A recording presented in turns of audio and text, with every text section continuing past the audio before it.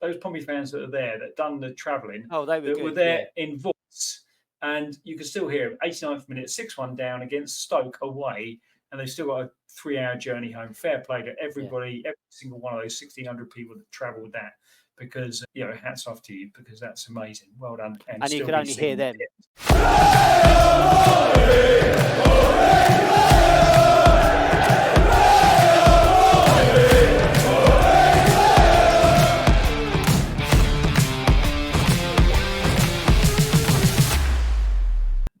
Here we go. That laugh was a little bit gallows humour, because this is immediately after the Stoke City game. This is the Pompey Pod. I'm Mike. That's Dan. We're going to give you the game's literally just finished. Game's just finished. We have been beaten 6-1 by fellow, I would say, relegation candidates, Stoke City. Dan. What? Exactly what? What do you want? What's happened? What do you from want? minute one? Making me talk about this shit. Yeah, from minute one. So actually, from 30 seconds, they had that shot that hit the bar and then came out to Ender Stevens, and he nearly scored. And I actually thought, that's can't get any worse, but it actually did, didn't it? And that's probably the worst 65 minutes I've seen ever, maybe, from a Pompey team. We've seen some atrocious minutes, haven't we, as well? I think back to, I remember playing Wycombe when we were a Championship and they were League Two, and we played them in the Cup, and we were like 2-0 down after about 20 minutes, and we could have been 4-0 down. But what I don't get is, okay, so we were great against Sheffield United at home. We defended well. We matched them. We were up in their face. We even created some good chances. Just the opposite, the complete opposite. Yeah, fair enough. Stoke are going to come up at you for those 10 minutes. But then compose yourself. We managed to get back in the game. We went 1-0 down. Yeah, we probably should have been 2-0 down. I'm not sure it was offside. Their second goal that was ruled out for offside. But we had a bit of a break, and I thought, okay, we got back to 1-1. Had a little bit of a lucky break in that as well, to be fair, because the run from Murphy was kind of stopped, but it bounced back off his shin. He was in. Good little pass across. O'Mahony 1-1. Great. Okay, this is our opportunity. O'Mahony. Yeah, O'Mahony. It's 1-1. Now it's game on, isn't it? You'd think? Well, you'd think so, wouldn't you? Because, yeah, that's exactly what I thought. I thought, well, we've got a goal away from home again, where we've been under the cosh. Let's push on from that. Let's forget the first half hour or whatever it was, and let's try and get back into the game. But I don't know. It was just, I've never seen that lack of cohesion. The passing was off. I thought the tackling was so weak in the tackle. I don't know whether second to every single ball. Second to everything. But even the 50s, second to everything. But the 50-50s, people dangling their feet, dangling their legs Swanson in particular. Yeah, exactly. Yeah, just dangling his leg in. I just thought, you're professional footballers. You know what I mean? It's just, it was just awful. Yeah, and the goals we gave away. I know we'll probably talk about Norris in a minute, but I watched a game at the weekend where the goalkeeper was at fault for 4 of the goals, 4 out of the 5 goals. And that's what that performance reminded me of. But the one that I saw at the weekend was a 16-year-old boy playing in goal. I thought you were going to say under 7s. Yeah, that's honestly, I just thought, I thought Norris's performance was, shocking, wasn't it? It was shocking. It was bad. Just everything about it was bad. It's just, it was bad. I mean, let's talk about Norris. Go on. Talk about Norris. Because I've kind of defended him. I appreciate I think he's made some fantastic saves this season, but he has also been kind of the Burnley goal. I'd say at least one of the Leeds goals you'd question, but tonight. No, I mean, if you're at fault for what? So what are we saying? So the first goal is at fault for the free kick. Should be not a free kick at all. Not even close. It's low to the ground. It's not even in the corner. 2 hands behind. Get it round post. So there's that one. the second one, the third goal was where he did a bad pass out, and then I don't even think the shot from Gallagher. I thought, yeah, it's a good shot, but it's sort of in the It's not centre. right in the corner, is it?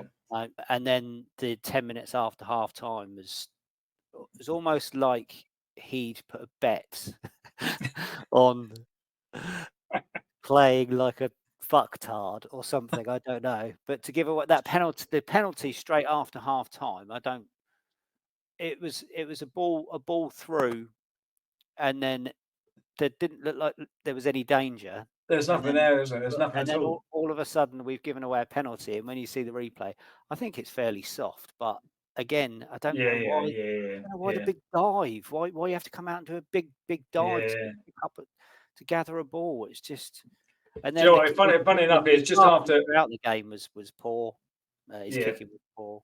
Yeah, strange touch a lot of the time on it, or to them on the penalty. Is kind of it was literally just after Gareth Evans had said it's one of those situations where if Portsmouth score the next goal, this could be game on, and you know, and then you know, literally within 10 seconds of him saying that, it's a penalty. It's like, yeah.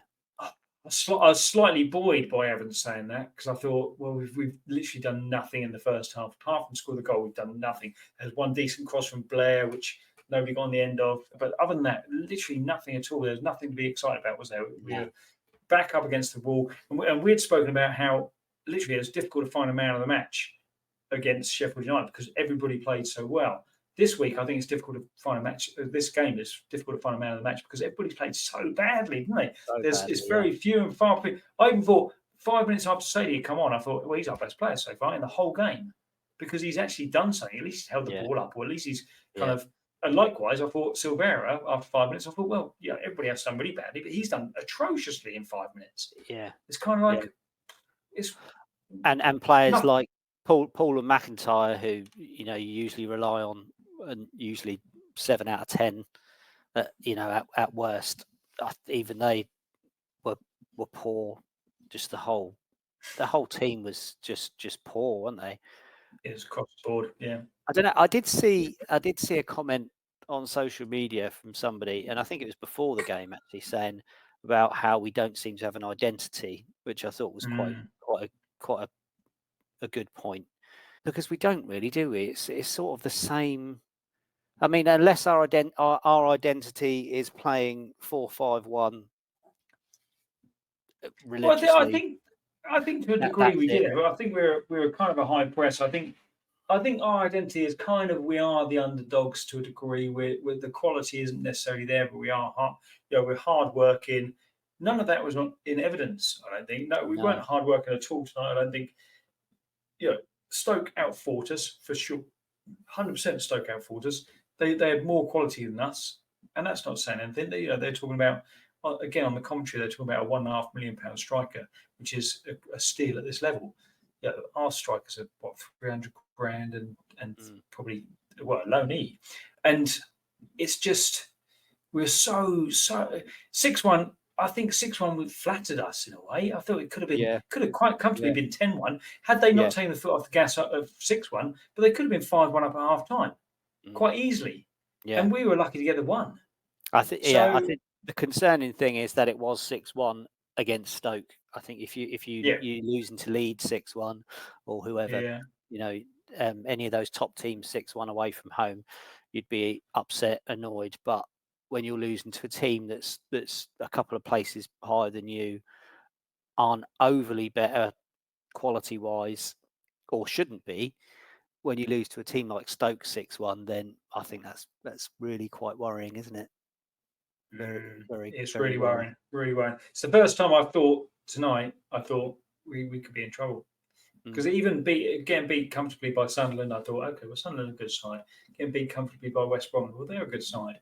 I knew for a fact we were lucky against Middlesbrough. I knew we were lucky against Leeds. We could have got stomped by Leeds. We could have Middlesbrough gave us certainly the second goal, if not the first one, maybe not.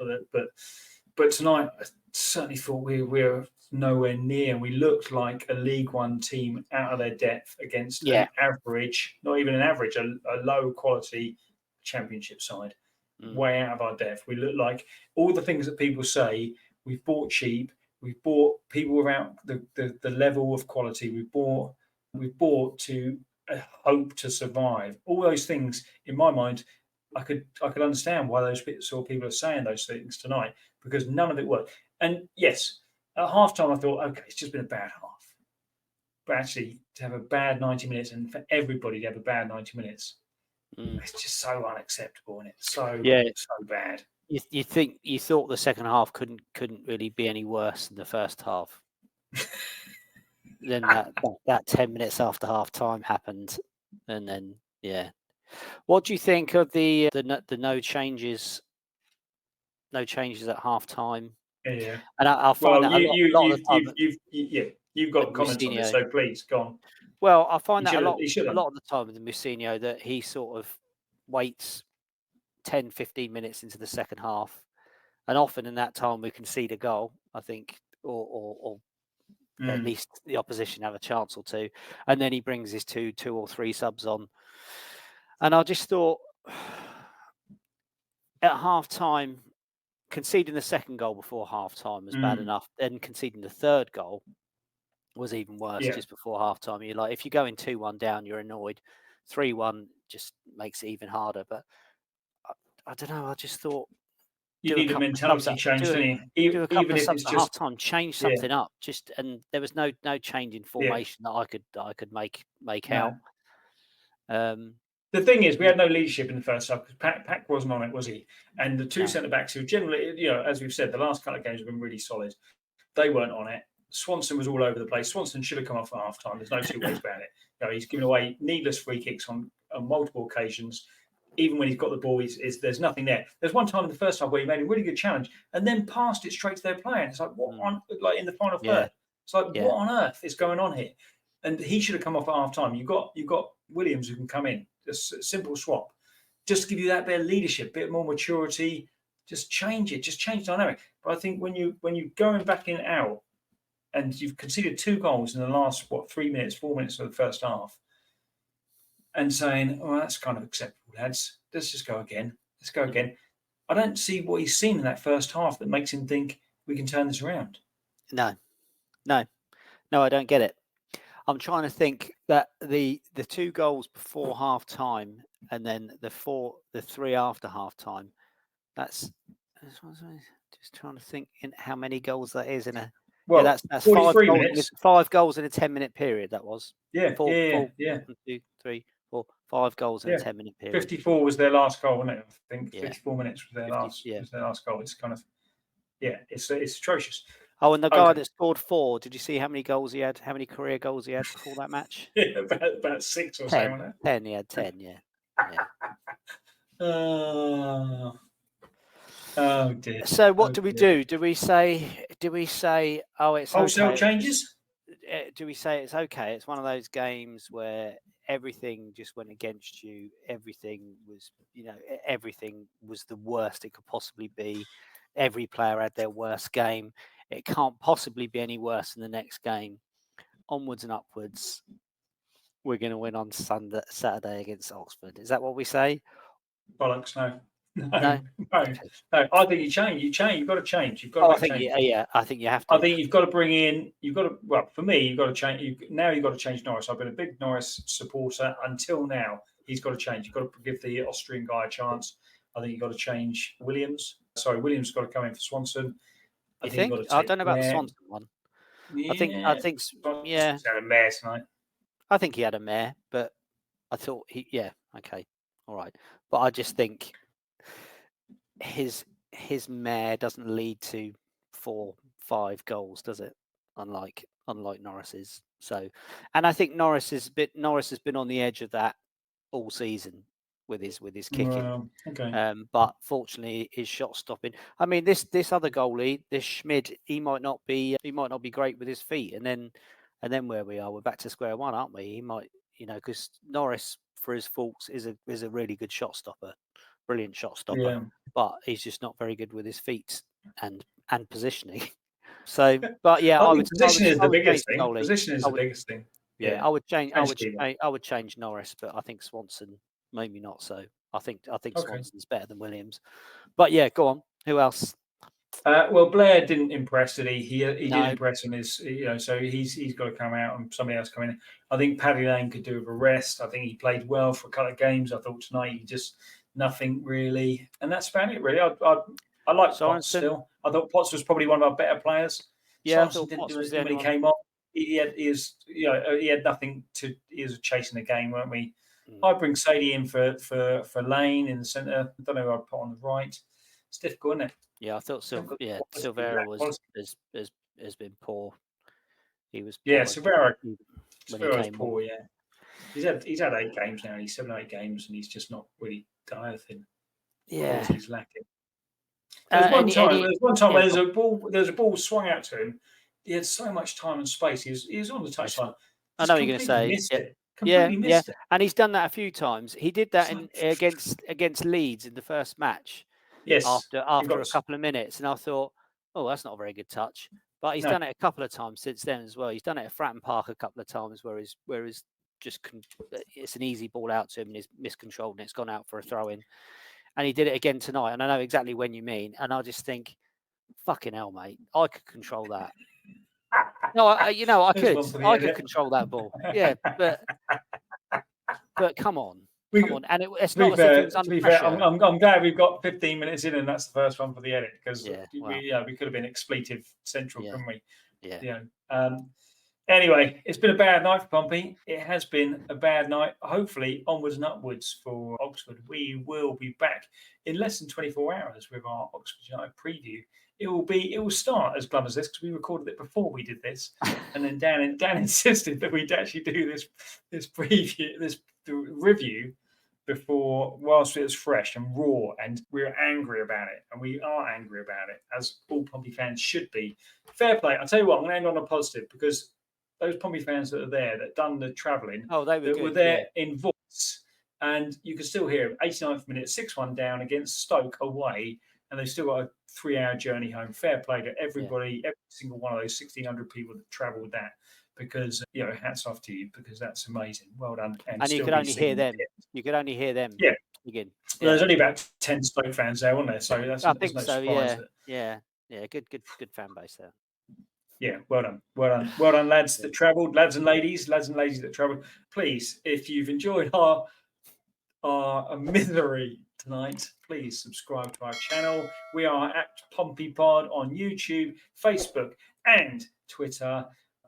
Let's hope for better things. It's 8 games in. We've got 4 points. We're second bottom. We're the only team in the league not to have won a game. But play out Pompey and goodbye. Bye.